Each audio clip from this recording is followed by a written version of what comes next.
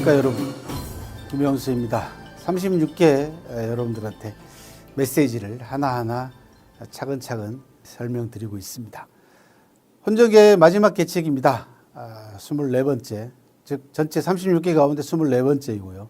혼정계 6번째 개책인 가도벌객이라고 하는, 객자가 굉장히 좀 어렵습니다. 나라 이름입니다.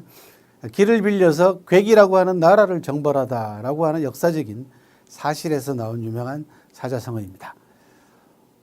가도벌객은요, 좌전에서 사자성어가 나왔습니다. 그 길을 빌려가지고 객나라를 쳤던 그런 춘추시대 때 사례인데요. 가장 중요한 메시지는 뭐냐 그러면요, 길을 빌리더라도 상대가 믿을 만한 상대여야 된다라는 얘기입니다. 그래서 길을 빌리더라도 상대편의 신뢰도가 어느 정도냐에 따라 가지고 자칫 잘못하면은 빌린 길이 엉망이 되기 때문에 믿을 만한 상대를 골라서 빌릴 줄 알아야 된다라는 메시지를 가지고 먼저 시작을 해보도록 하겠습니다. 역사적인 사례입니다. 춘추시대 때 진나라 홍공 때 이야기입니다. 기원전 한 8세기 정도 됩니다. 진나라 홍공이 진나라를 깔보는 조그만 나라인 객이란 나라를 혼을 내줘야 되겠는데, 순식이라고 하는 대신을 통해 가지고 네가 객이란 나라를 좀 공격하고 와라 라고 명령을 내립니다. 그런데 객을 치기 위해서는 우라고 하는 나라를 지나가야 됩니다. 이 우나라한테 길을 빌려야 되지 않겠습니까? 그래서 순식과 홍공이 우나라 임금에게 보물이든지 무슨 명마라든지 이런 재물을 가지고 우나라의 군주를 매수를 합니다. 우나라 군주가 큰 나라인 진나라가 아주 생전에 보지도 못하고 한 번도 구경도 못한, 또 가져보지도 못했던 말과 보물들을 선물로 선사를 하니까 길을 빌려주려고 합니다. 공직이라고 하는 나름대로 식견 있는 신하 하나가 길을 빌려줬다가는 나중에 우리까지도 큰 화를 당할지도 모릅니다 라고 경고를 했습니다마는, 진나라에게 매수당한 어리석은 우나라 군주는요, 결국은 진나라에게 길을 빌려줍니다. 진나라는 우나라의 길을 빌려서 순조롭게 객을 공격하고 객을 멸망시킨 다음에요, 우나라를 지나오면서 강력한 진나라 군대를 가지고 우나라까지 공격해가지고 우나라도 멸망을 시켜버리고, 그 당시에 순식이 이 가도벌객의 전략을, 책략을 진나라 홍공한테 제안을 하면서 했던 이야기입니다. 홍공이 제일 아끼는 말까지 주자고 얘기를 하니까 홍공이 야, 이건 내가 정말 아끼는 말인데 이것까지 줄 수 없다 그러니까 웃으면서 조만간 임금께 될 건데 다시 되돌려 받을 건데 뭘 그렇게 걱정하십니까? 라고 얘기했다라고는 이라도 전해옵니다. 어리석은 우나라의 군주를 조롱할 때 쓰는 사자성어가 가도벌객이기도 합니다. 길을 빌려주되 무작정 빌려줬다가 자기까지 손해를 보는 경우는 없어야 되겠다라는 거죠.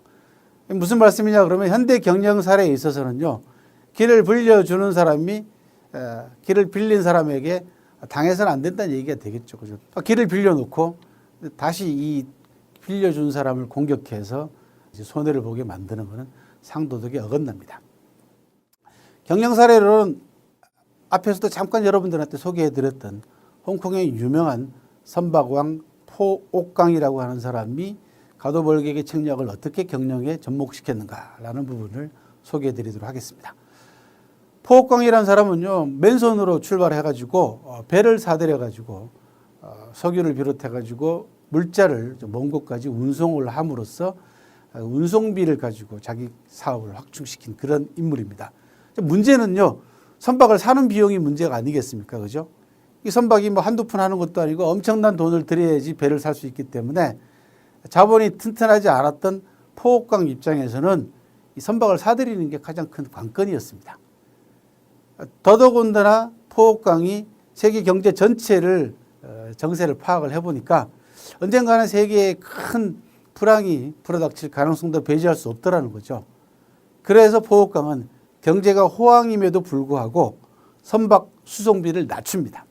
그럼 고객이 얼마나 좋아하겠습니까? 그죠? 그렇게 해서 고객의 신뢰를 얻고요, 금융권 내에서도 신용도를 동시에 확보합니다.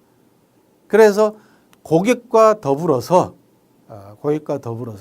선박을 구입하는, 즉 고객과 더불어 가지고 은행으로부터 신용으로 대출을 받아서 선박을 구입하는 이런 아주 독특한 전략을 구사를 하게 됩니다.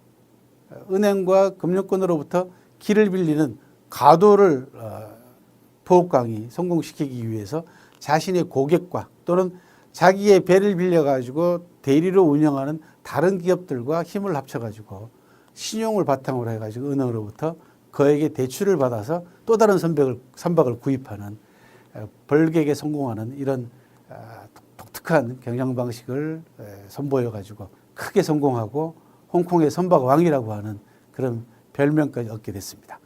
결과적으로 이 포옥강의 경영 방식이 훗날 석유 파동 때에도 위기를 넘기게 되는 아주 중요한 요소로 작용을 하게 됩니다.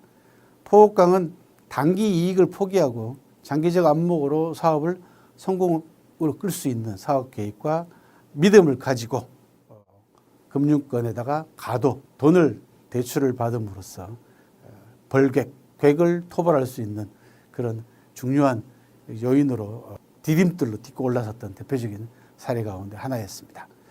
가장 중요한 문제는 신용이겠죠. 이게 없으면은 가도 벌객은 자칫 잘못하면 사기로 전락할 가능성이 있습니다. 가도 벌객도 역시 마찬가지로 끊임없이 의미가 변화해 왔습니다. 상대를 없애기 위한 가도가 아닌 윈윈할 수 있는 가도로 전환되어야 된다라는 것을 우리가 포옥강 사례에서 봤지 않습니까? 또 약자에게 가도하는 것이 아니고 강자에게 길을 빌리는 가도에서 동업자와 거래처와 함께 이익을 창출할 수 있는 이런 형태로 바뀌어가고 있다라는 점을 여러분들한테 메시지로 전달해 드립니다. 성공에는 여러 가지 방법이 있을 수 있습니다. 문제는 환경이나 상황에 따라서 어떤 방법을 사용하느냐입니다. 이럴 경우에 고정된 방법은 힘을 쓰지 못합니다. 특수한 상황에서는 자신에게 유리한 비범한 비상한 방법을 취해야 하는데 이런 방법이 이치에 맞아야만 나에게 이론적으로 작용할 수 있고요. 좀 전에 말씀드린 대로 동업자나 나의 물건을 사는 고객에게도 유리하다는 점.